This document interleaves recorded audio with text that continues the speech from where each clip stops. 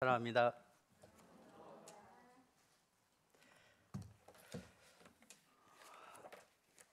디모데전서 1장 1절 2절 말씀을 함께 보시겠습니다. 짧은 구절이니까 함께 읽어볼까요? 시작. 우리 구주 하나님과 우리의 소망이신 그리스도 예수의 명령을 따라 그리스도 예수의 사도된 바울은 믿음 안에서 참 아들 된 디모데에게 편지하노니 하나님 아버지와 그리스도 예수 우리 주께로부터 은혜와 긍휼과 평강이 되게 있을지어다. 주님 허락하시면 디모데 전서 말씀들을 조금씩 살펴보기를 원합니다. 우선 디모데 전서를 이해를 좀 돕고자 하는데요. 디모데 전서는 여기 말씀처럼 사도 바울이 영적인 이 아들인 디모데에게 AD 한 64년경 보낸 첫 번째 편지입니다. 디모데는 현재 에베소 교회에서 목회를 하고 있고요. 그래서 이러한 목회에 필요한 부분들을 여러 권면하는 내용이기에 우리는 디도서를 포함해서 목회 서신서라고 그렇게 표현하기도 합니다. 디모데전서에는 크게 세 가지 부분들을 다루고 있는데요. 첫 번째는 이제 바울은 거짓 교사와 또 그들의 가르침에 대한 정보를 제공하면서 이 디모데에게 바른 교훈을 사수할 것을 말해주고 있고요. 또 이 목회를 하고 있는 이 디모데가 사역자로서 어떠한 행동을 하고 또 성도들 앞에서 가져야 될 이 올바른 태도에 대해서 그에게 이제 권면하는 부분들이 있고요. 또 이렇게 교회에 이제 지도자들을 이제 세우게 될 때 그 지도자들 장로들의 책임과 자격에 대한 요건들을 세세하게 이렇게 가르쳐 주고 있는 내용들이 있습니다. 1장 1절을 보게 되면 바울은 예수님의 명령을 따라 사도 되었다라고 말하고 있습니다. 사도라는 뜻은 보냄을 받은 자라는 그러한 의미입니다. 사도 바울이 이 서신서의 대부분 보게 되면 자신이 이제 주님으로부터 보냄을 받은 사도다라는 이야기들을 종종 그것을 언급하고 있는 부분들을 보게 되는데요. 그 이유 중에 하나가 대부분 이제 그 사도라고 생각하면 주님의 12제자들을 떠오르게 되죠. 우리가 잘 알듯이 베드로 같은 경우는 이제 낚시하는 가운데 주님이 나를 따라오라라고 했을 때 베드로가 따라오게 되죠. 그게 주님으로부터 분명한 부름이 있었고 또 그들을 또 주님께서 보내시는 그러한 것들이 성경에 이제 12제자들은 명확합니다. 그런데 이제 사도 바울 같은 경우는 주님이 생전에 그가 12제자에 포함되지 않았기 때문에 야 정말 너 진짜 사도 맞아? 이렇게 얘기를 하죠. 하지만 주님께서는 이방인들을 위해서 사도 바울을 다메섹스상에서 만나서 그에게 직접 나타나셔서 그에게 분명히 주님이 말씀해 주시고 그의 삶을 통해서 주님께서 어떠한 일을 하겠다라고 얘기하면서 이방인들을 위한 사도로 이 바울을 택하시고 보내시는 것들을 우리가 말씀을 통해서 볼 수가 있습니다. 그래서 사도 바울은 자신을 주님으로부터 직접 부름을 받았다라고 그렇게 말하고 있고 또한 하나님께서도 또 주님의 제자들도 그렇게 사도 바울의 사도권을 인정을 했습니다. 여기에 보게 되면 사도는 주님의 명령에 보냄을 받았고요. 또 순종되어서 그 일을 하는 자들을 말하고 있습니다. 다르게 표현하면 예수님의 명령에 의해서 순종된 자들이라고 표현되죠.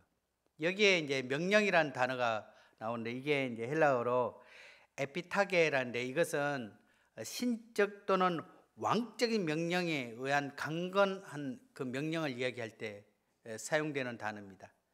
우리 표현으로 하게 되면 어명이요.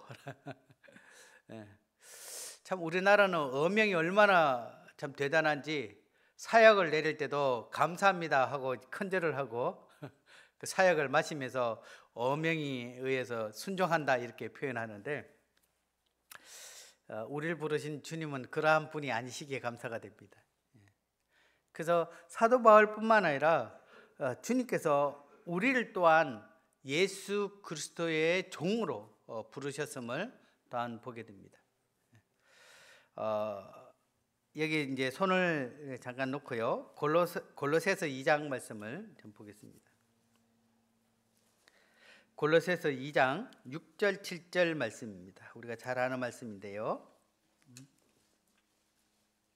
제가 읽겠습니다. 그러므로 너희가 그리스도 예수를 주로 받았으니 그 안에서 행하되 그 안에 뿌리를 박으며 세움을 받아 교훈을 받은 대로 믿음에 굳게 서서 감사함을 넘치게 하라. 저희가 예배 시간에 이렇게 기도할 때 뭐 아버지 하나님 또는 주님이라는 많은 단어들을 쓰게 되는데 우리가 일상적으로 이 구원받은 이후에 많이 쓰는 단어 중에 하나가 주님이란 단어입니다. 예수님을 우리가 주로 받았기 때문에 그분을 향해서 주님이라고 표현하는데 다르게 표현하면 저희는 예수님의 종입니다 라는 그런 표현의 고백이기도 한데 실제적으로 이렇게 돌아서 보면 예수님이 주인인지 제가 주인인지 구분이 안 될 때가 많이 있습니다. 주님 지금 제가 필요해요. 빨리 와서 이걸 좀 해주세요. 주님 지금 뭐 하고 계십니까? 지금 제 상황이 지금 얼마나 다급한데 정말 이렇게 슈퍼맨 부르듯이 도와주세요 슈퍼맨 이렇게 부르듯이 우리가 참 주님이라고 고백되어지면서 실제적으로 우리 삶 가운데 우리가 주인된 삶들을 살아가고 있는 모습들을 가끔은 보게 됩니다. 가끔이었으면 좋은데 거의 매 순간 그러한 모습들이 우리 가운데 있는 것을 또한 고백하게 됩니다. 근데 성경은 우리에게 이야기하고 있습니다. 너희가 예수를 주로 받았다라고 말씀하고 있고요. 또 그 안에서 뿌리를 박아 세움을 받으라라고 얘기하고 있습니다. 그리고 그 받은 교훈대로 믿음에 굳게 서서 감사함을 넘치게 하라고 말씀하고 있죠.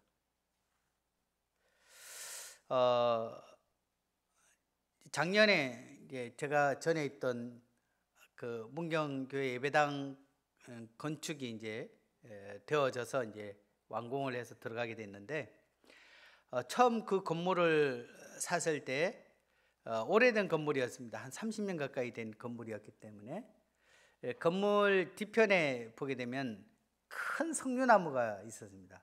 이 마당이 굉장히 작았는데 이 건물 뒤쪽에 큰 석류나무가 있었는데 이 담장을 훨씬 넘어서 담장에서도 한 1m 정도 될 정도로 제가 보기에는 한 3m 정도 되는 그런 석류나무가 있었는데 석류 열매가 그렇게 맺어지지 않았습니다. 그때만 한 2개 정도 열렸던 것 같아요. 석류나무인데 석류가 별로 없는 나무.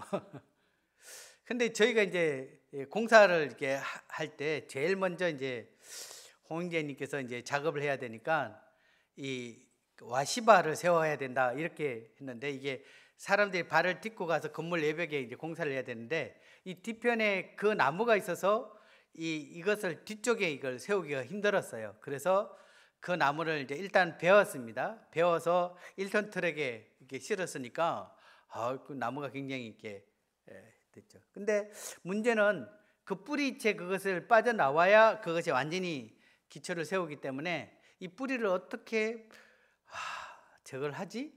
이런 생각이 들었는데 제가 그 뿌리를 어떻게 제거해야 되지 딱 당겼는데 뿌리가 흔들리는 거예요. 보통은 3m 정도 되면 뿌리가 한 1m 정도 되든가 굉장히 이렇게 되는데 뿌리가 그냥 한 손으로 잡아도 그냥 흔들려 버린 거죠. 결국은 그 뿌리가 한 30cm 정도밖에 안 됐어요. 요 정도. 제가 사진을 찍어놨는데 이 뒷마당에 이제 콘크리트로 이렇게 되어 있는데 거기에 이제 이 건축을 하고 난 30년 전에 건축을 하고 난 자재인 모래가 거기에 이제 뒷부분에 있었고, 그 모래에 이 석류나무가 어떻게 되는지 심겨져서 그 석류나무가 이제 자랐던 거죠. 30년 동안 자란 것 같아요. 근데 이 석류나무는 이 바닥이 콘크리트다 보니까 자기가 내릴 수 있는 그 뿌리는 그 수북기 사이에 있는 그 모래 정도 안에 있었던 것 같아요. 제가 그걸 보면서 우리의 신앙의 모습이 그러하지 않을까라는 생각을 했어요. 정말 잎이 굉장히 풍성했거든요. 나무의 높이가 3m 가까이 담을 훌쩍 넘길 정도의 그러한 아주 잎이 풍성했고, 또 그 석류나무를 제거하는데 1톤 트럭이 필요했지만 실상은 뿌리는 30cm밖에 되지 않았던 이 나무의 모습들을 보면서 우리가 참 주님 앞에 오랜 세월, 거기 석류로 따지면 30년 세월 동안 그곳에 있었지만 뿌리를 깊이 박을 수 없었던 그 석류나무처럼 이만 참 무성해진 우리의 모습들을 생각하게 되었습니다. 그래서 이 말씀처럼 정말 우리가 예수 그리스도를 주로 받았다면 그 안에 뿌리를 깊이 박아서 그 가운데 든든히 세워서 그 가운데서 우리가 온전한 열매를 얻어져야 되는데도 불구하고 진짜 석류나무구나 할 정도만 달랑점에는 손가락보다 약간 큰 그런 석류나무, 빨간 석류나무 열매, 그것도 오래가지 못해서 떨어지는 그 열매만을 맺고 있는 우리의 모습을 보게 됩니다. 그러면 그 원인이 어디 있느냐라고 했을 때 다르게 표현하면 정말 그의 삶 가운데 예수 그리스도께서 온전한 주로서 그러한 삶의 역할들이 되어졌는지를 생각하게 됩니다. 그래서 우리가 그 안에 온전히 행하게 되고 그 안에 깊이 뿌리를 받게 되면 그분으로 인해서 우리가 2주 전에 노광재님을 통해서 포도나무 비유를 통해서 우리가 그 안에 있게 될 때 이 열매를 풍성하게 맺는 것처럼 그 뿌리로 말미암아 공급되어진 그 영양분이 결국은 온전한 열매를 맺게 하는 힘이 되듯 우리 그리스도 안에 온전히 박혀져 있던 우리의 삶을 통해 그분의 속성, 그분의 어떠하심이 감사함이 넘치게 되듯 우리의 삶 가운데 그것이 흘러나오게 될 것을 보게 됩니다. 비싼 말씀이지만 또 한 번 이제 생각해야 될 말씀이 베드로전서 3장 15절 말씀입니다. 그래서 우리가 그리스도를 주인으로 모셨다라고 한다는 것은 다르게 표현하면 그분의 말씀에 순종해야 되는 것, 또한 그분의 말씀에 순종되어진 그러한 삶들을 우리가 온전히 살아가게 될 때 우리는 그분 안에 깊이 그분으로부터 오는 그러한 은혜들을 우리가 누릴 수 있음을 또한 보게 됩니다. 3장 15절 같이 한번 읽어보겠습니다. 시작. 너희 마음에 그리스도를 주로 삼아 거룩하게 하고 너희 속에 있는 소망에 관한 이유를 묻는 자에게는 대답할 것을 항상 준비하되 온유와 두려움으로 하고. 참 무심코 우리가 이 구절을 읽어 나갔는데 조금은 깊이 한번 보기를 원합니다. 자, 너희 마음에 그리스도를 주로 삼아 거룩하게 하라라고 얘기하죠. 근데 이 말씀은 베드로가 흩어져 있는 성도들에게 이 말씀을 하고 있습니다. 베드로전서는 예수님을 모르는 사람들에게 전한 편지가 아니에요. 정말 주님을 믿고 있는 성도들에게 다시 한번 이야기하고 있습니다. 너희 마음에 그리스도를 주로 삼아 거룩하게 하고. 이 말씀을 다른 번역본으로 쉽게 표현하면 여러분 마음 속에 예수 그리스도께서 진정한 주인이 되시길 바랍니다. 그리고 그분을 참 주인으로 모신 이들과 같이 그분의 거룩함을 삶을 통해 드러내시길 바랍니다. 그리고 그러한 모습을 바라보며 여러분에게 다가와 여러분이 가진 소망에 대해 묻는 이들에게 대답할 것을 항상 준비하십시오. 그리고 온유와 두려운 마음으로 답변하시기를 바랍니다. 이렇게 표현하고 있습니다. 자, 그러면 사랑하는 성도님들의 삶 가운데 주님이 진정한 주인이 되십니까? 물론 우리가 예수 그리스도를 믿을 때 예수 그리스도를 주라고 고백되어졌고 그분이 제 삶 가운데 주인이다라고 고백되어졌지만 지금 이 시간 사랑하는 성도님들 삶 가운데 정말 주님이 여러분들의 주인이 되십니까? 그러면 우리 삶이 조금은 달라질 것입니다.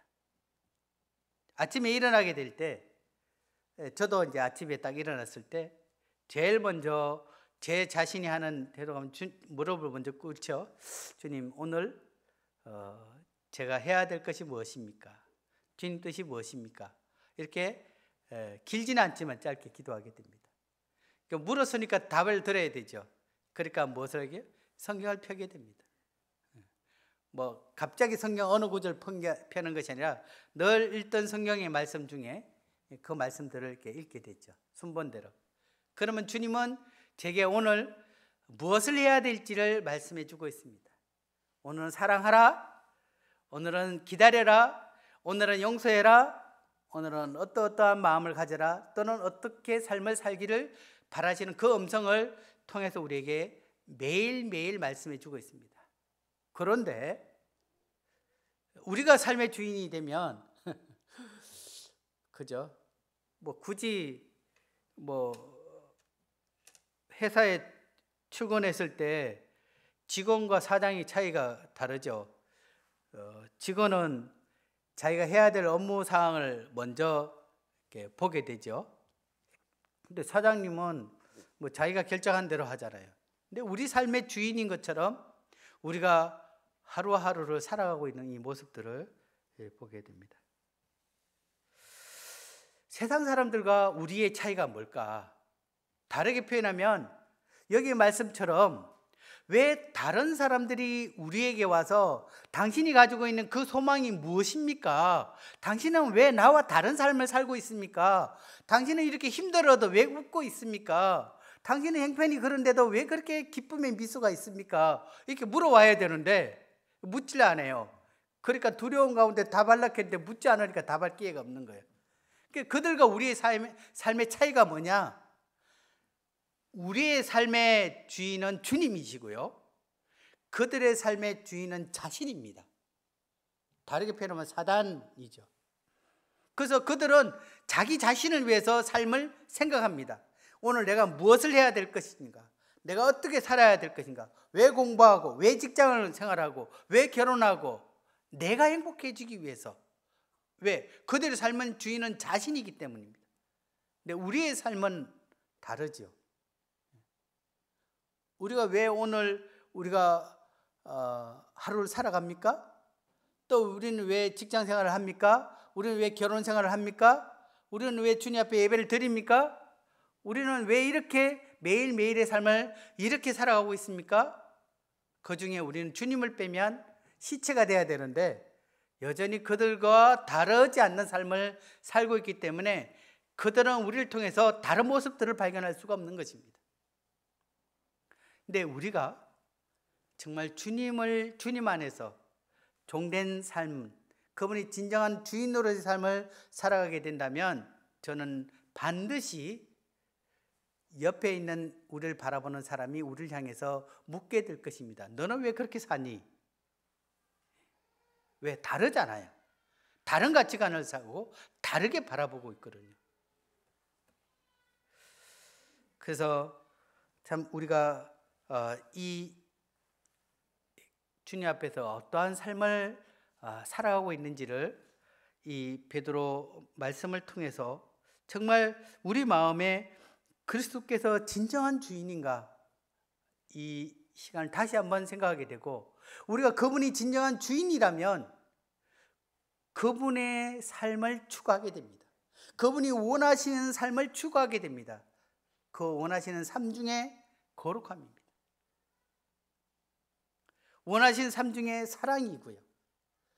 그분의 속성을 우리가 담고 추진하기 때문에 결국은 우리의 삶을 통해서 세상 사람들은 거룩함과 그분의 사랑과 그분의 온유와 또 그분의 성품을 우리의 삶을 통해서, 우리의 말을 통해서, 우리의 표정을 통해서 발견하게 될 것이야 생각이 됩니다. 성경은 우리에게 우리의 삶의 소유가 누구인지 분명히 우리에게 말씀하고 있습니다.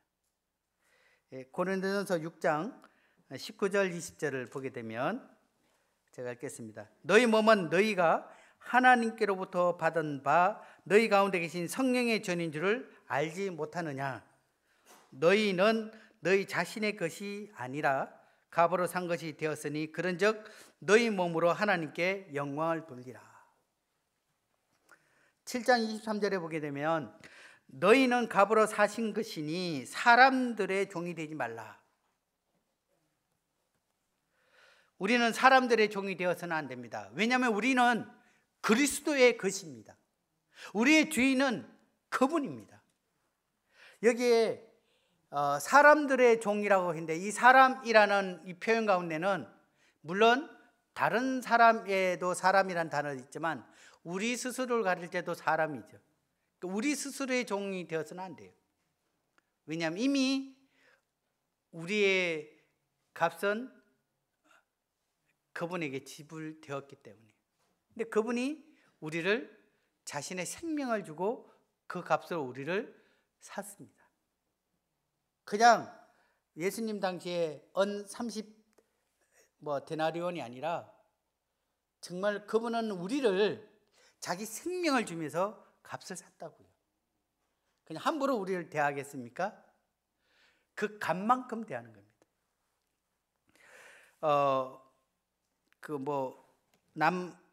동티모로 얘기했죠. 동티모로 얘기했을 때 집사람하고 얘기하면서 그냥 보통 사람은 소 7마리, 아주 이색적으로 생긴 사람은 70마리, 이게 돈을 주고 아내를 데려온다고 그랬잖아요. 옛날에 이제 아프리카에도 그런 풍습이 있었습니다. 그래서 보통은 소 1마리, 2마리를 주고 아내를 데리고 온대요. 근데 정말 동네에서 참 못생기고 아무도 진짜 소가 아니라 염소 1마리도 주고 데리고 오고 싶지 않는 그런 아가씨가 있었습니다. 근데 그 아가씨에게 어떠한 청년이 소 7마리를 주면서 그 아가씨를 데려왔답니다. 생각했대요. 야, 내가 다른 사람보다 7배의 가치가 있는가?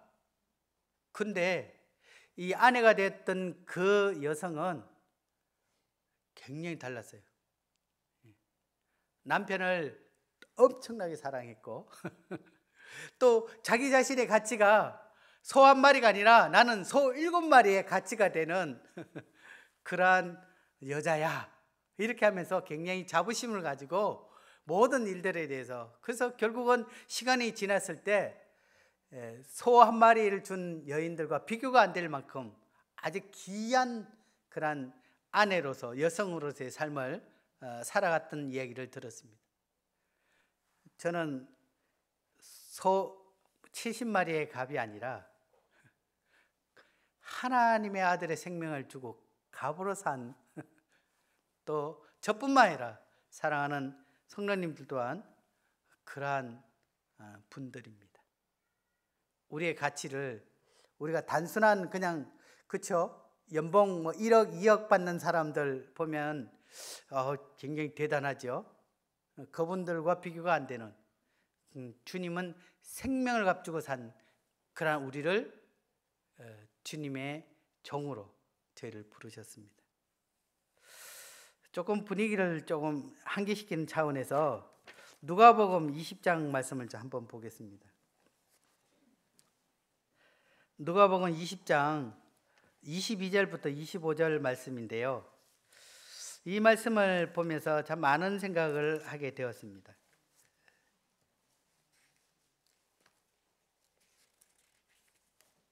20장 22절부터 25절 말씀입니다. 제가 읽겠습니다.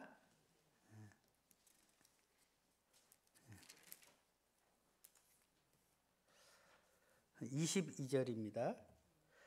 우리가 가이사에게 세를 바치는 것이 옳으니까 옳지 않으니까 하니 예수께서 그 관계를 아시고 이르시되 데나리온 하나를 내게 보이라. 누구의 형상과 글이 여기 있느냐? 대답하되 가이사의 것이니이다.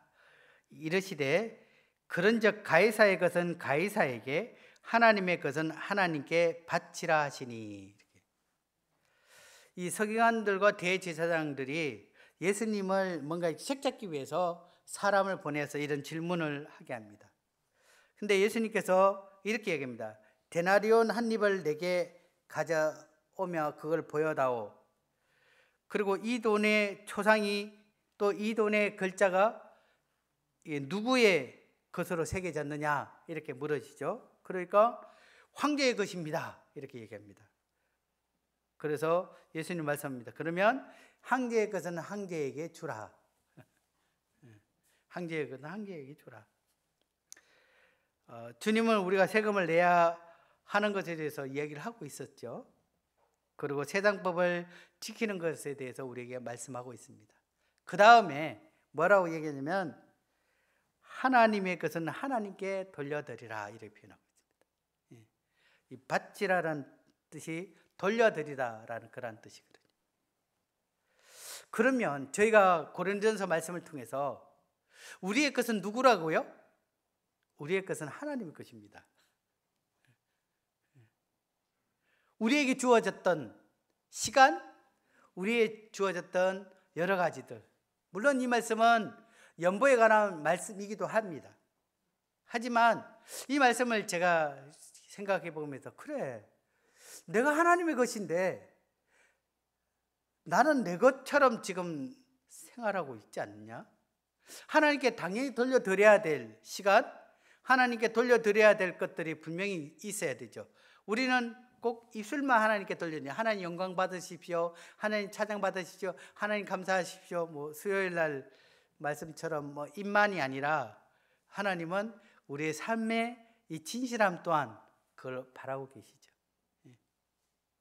예전에 황산교회 김석대 형제님, 저희 가까우니까 자주 이렇게 놀러 갔는데 자매님이 하루에 아이들이 많으니까 큰 세탁기로 3번 정도 빨래를 하세요. 그리고 그거를 막 옆에 이제 저희가 있는데도 빨래를 개야 되니까 막 이렇게 산더미처럼 개고 있는데 형제님이 옆에 딱 들어와서 뭘 하냐면 자매님 결혼할 때 프로포즈를 요돌성을 부르면서 자매님께 그 프로포즈를 했다 하더라고요. 알프스에 뭐 요르레요 하면서 이렇게 자매님을 기쁘게 하면서 프로포즈를 했는데 자매님이 어머 하면서 결혼을 하게 됐던 상황들이 있었습니다. 근데 그날 형제님 옆에서 요돌성을 부른 거예요. 요르레요 이래 하니까 자매님이 빨래를 개다가 탁 던지면서 기만 즐겁게 하지 말고 몸으로 좀 해봐라. 그렇게 얘기합니다. 형제님이 그 이후로는 몸으로 하신다 하더라고요. 우리가 참 하나님 앞에서 참 그렇게 하지 않을까. 정말 아우 주님 너무 감사해요. 주님. 근데 성경에 보면 말로만 주님이 아니라 정말 우리 삶 가운데 정말 나를 주님으로 인정되어지는 그런 삶들을 살아가고 있느냐. 오늘 주제 말씀처럼 그리스도께서 나를 주장하는, 나를 이끌어가는 그러한 삶이 되느냐 라는 것들을 생각하게 됩니다. 다시 디모데전서 1장 말씀을 보겠습니다. 1장 1절 다시 한번 읽어보겠습니다.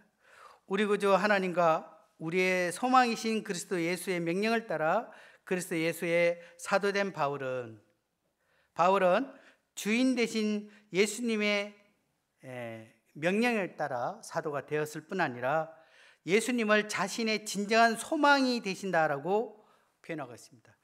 우리의 소망이신 예수 그리스도. 그는 감옥에 갇혔습니다. 또 순교를 당할 수 있다는 것을 알고 있었습니다. 그는 그의 앞에 일어날 일에 대해서 전혀 두려워하지 않았습니다. 불안해하지 않았습니다. 왜냐하면 그의 자신의 삶에, 그의 인생의 참 주인이신 그 주님을 온전히 신뢰했기 때문입니다. 오히려 주님이 자신과 성도들을 위해 준비해 놓으신 그것에 대해서 소망하고 열망하고 기대하고 확신이 찼던 그 모습들을 바라보게 됩니다. 사랑하는 성도님들은 주님이 우리의 소망이 되십니까? 만약 주님이 우리 가운데 이러한 소망이 되신다면 현재의 일들에 결코 두려워하거나 낙심하지 마십시오. 우리 주님은 신실하신 분입니다. 우리 주님은 우리를 자기의 생명을 주고 값을 주셨기 때문에, 제가 이 휴대폰을 1억을 주고 만약에 샀다면 제가 이렇게 들고 다니겠습니까? 또르르 깨면 어떡하려고요? 굉장히 소중하게, 아무리 친한 친구가 휴대폰 한번 쓰자 해도 야 1억짜리인데 쉽게 주기가 쉽지 않을 거예요. 예. 근데 그렇게 비싸게 주고 산 게 아니니까 누구든지 하든지 가다가 떨어뜨려서 뭐 깨어져도 뭐 또 다시 사면 되니까. 이 물건의 가치 하나도 이렇게 다른데, 하나님께서는 우리를 자기의 생명을 주며 산 이 가치인 저희들을 그냥 막 종부리듯 그렇게 우리를 사용하지 않습니다. 그분의 무한하신 가치에 합당하게 우리를 그렇게 인도하십니다. 참 이러한 주님이 바로 저의 주님이십니다. 그리고 그 주님께서 우리에게 가져다 줄 그 놀라운 소망, 성경의 다른 말씀에는 복스러운 소망이라고 표현합니다. 어떤 것과 비교되지 않는 그 소망을 우리에게 주실 것입니다.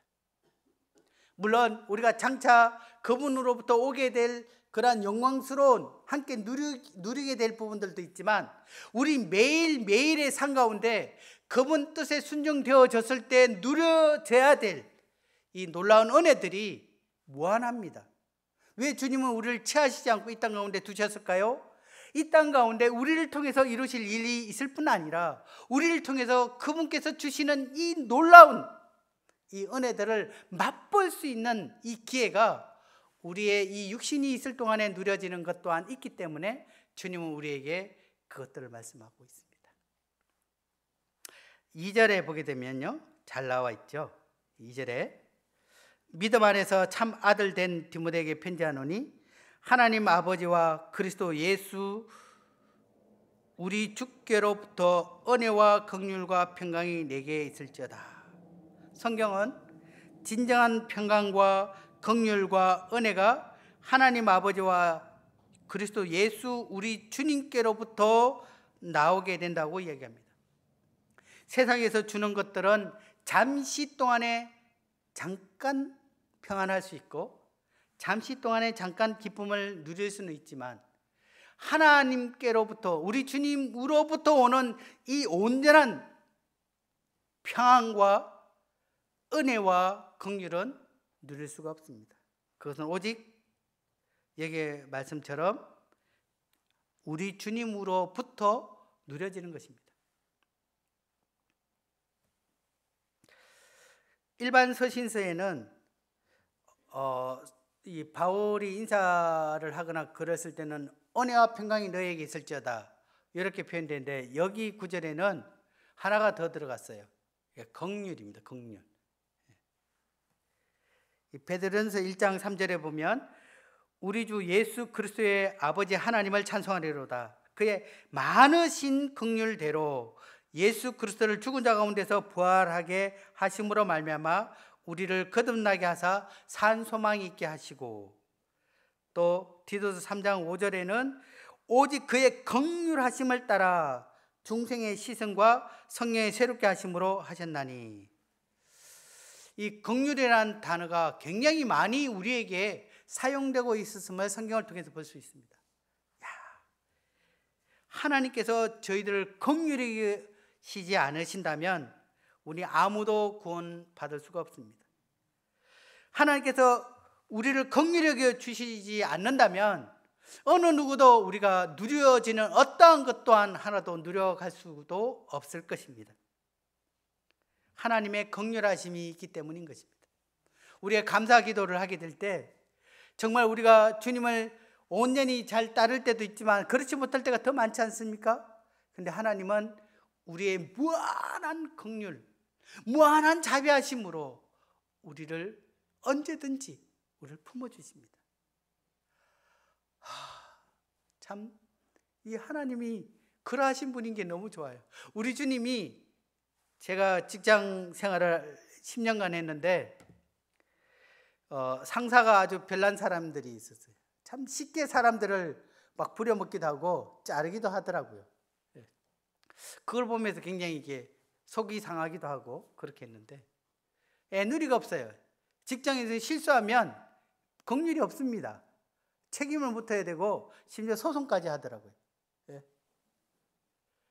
근데 우리의 주인 되신 우리 주님은 무한하신 긍휼로, 크신 긍휼로 저희들을 품으시는 모습들을 보게 됩니다. 정말 이 우리 주님으로부터 오는 이 은혜라는 게 갚을 수 없는 것들을 베풀어 주는 거잖아요. 이 놀라운 은혜와 그분의 무한하신 긍휼하심과 또 세상에 누릴 수 없는 그 놀라운 그 평강이 그분으로부터 우리에게 임함을 보게 될 때 참 감사가 됩니다. 수도 꼭지를 이렇게 털어야 수돗물이 나오죠. 그냥 저절로 수돗물이 저절로 나오면 뭔가 고장이 된 겁니다. 우리가 이 하나님의 긍휼하심과 우리의 이 평강과 이 은혜를, 물론 하나님은 여전히 우리에게 베푸시고 계시지만 우리가 그분을 온전한 주로 인정되어지고 그분을 온전한 소망으로 바라보게 되고 그분의 말씀에 온전히 순종되어질 때 수도꼭지를 마음껏 털어놓은 것처럼 우리 삶의 매일매일 순간순간이 그분의 은혜와 긍휼과 평강으로 가득 넘치게 될 것을 또한 사도 바울이 우리에게 말하고 있습니다. 아무리 우리 스스로 깨를 내어 보십시오. 잠시의 기쁨은 누려갈지 모르지만 그분으로부터 오는 이 온전한 평강과 그 긍휼하심과 은혜는 우리는 맛볼 수 없음을 보게 됩니다.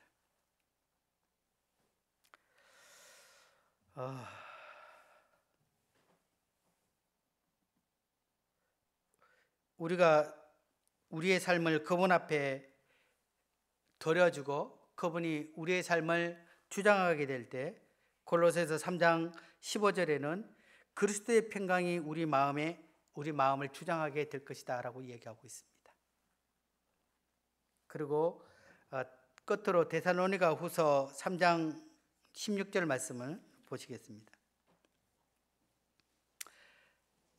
데살로니가 후서 3장 16절입니다.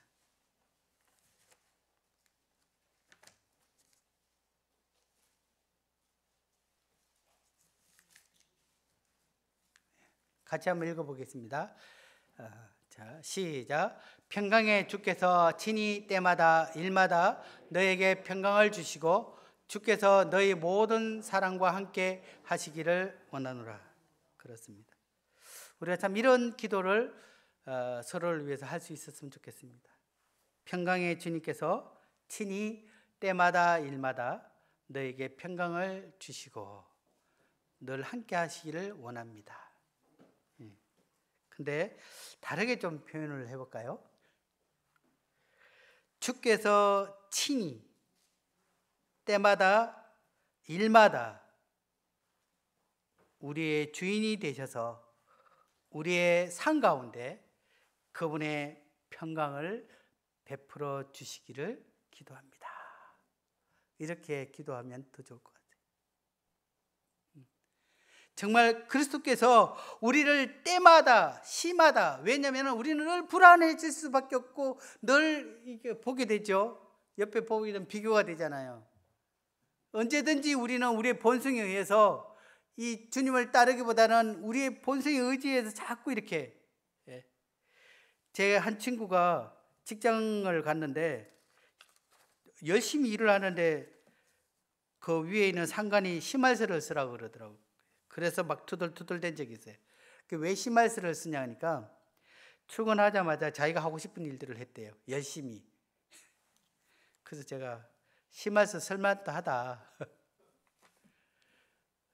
회사에서 원하는 일들을 해야 되는데 쥐가 하고 싶은 일들을 했으니까 당연히 회사에서는 경고를 할 수밖에 없죠.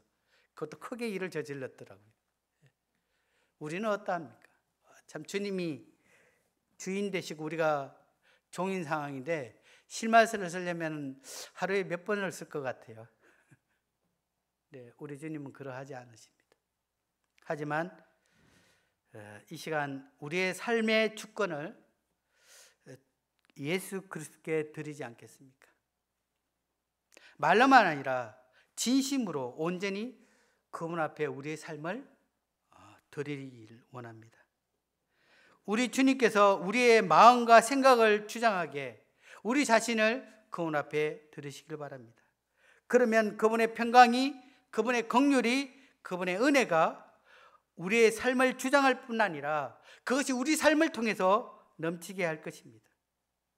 그리고 이것은 주님께서 우리를 통해서 세상 사람들에게 그리스도 안에 있는 주님을 믿는 이들이 얼마나 이것들을 누려가는지를 우리를 통해서 그들에게 또한 보여주기를 원합니다. 사랑하는 나의 가족들이 내가 예수 그리스도로부터 받는 은혜와 평강과 기쁨과 이 놀라운 은혜들을, 긍휼들을 그들이 보면서 그들 또한 야, 나도 당신이 믿고 있는, 다른 친구가 믿고 있는, 또 옆집 이웃 아줌마가 저를 보면 아저씨가 믿고 있는 그 하나님을 알고 싶어요. 그렇게 하면서 다가와서 물을 것입니다. 어떤 분 간증 얘기 들었는데 나는 예수님에 대해서 잘 모릅니다. 하지만 저분이 믿고 있는 그 예수님을 저 또한 믿고 싶습니다. 정말 많은 것들을 생각하게 하는 것이지 않습니까? 다시 한번 우리 삶의 진정한 주인으로 우리 주님이 우리를 주장할 수 있도록 우리 자신을 주님 앞에 드리지 않겠습니까? 기도하고 마치겠습니다. 주님, 저희들의 삶의 진정한 주인이 되시기를 원합니다. 저희들의 생각과 마음을 주장해 주시고 말로만 당신의 종입니다 라고 고백되어지는 것이 아니라 삶 속에서 순종된 그러한 종의 자세를 가지기를 원합니다. 그렇게 해서 주님 저에게 주시는 이 은혜와 긍휼과 평강이 저희 삶을 넘쳐서 주님을 알지 못하는 저희들의 가족과 이웃들이 저희를 통해서 흘러나오는 주님의 역사들을 그들이 바라보며 다가와서 우리의 소망에 대해서 묻는 그러한 삶이 되어지기를 원합니다.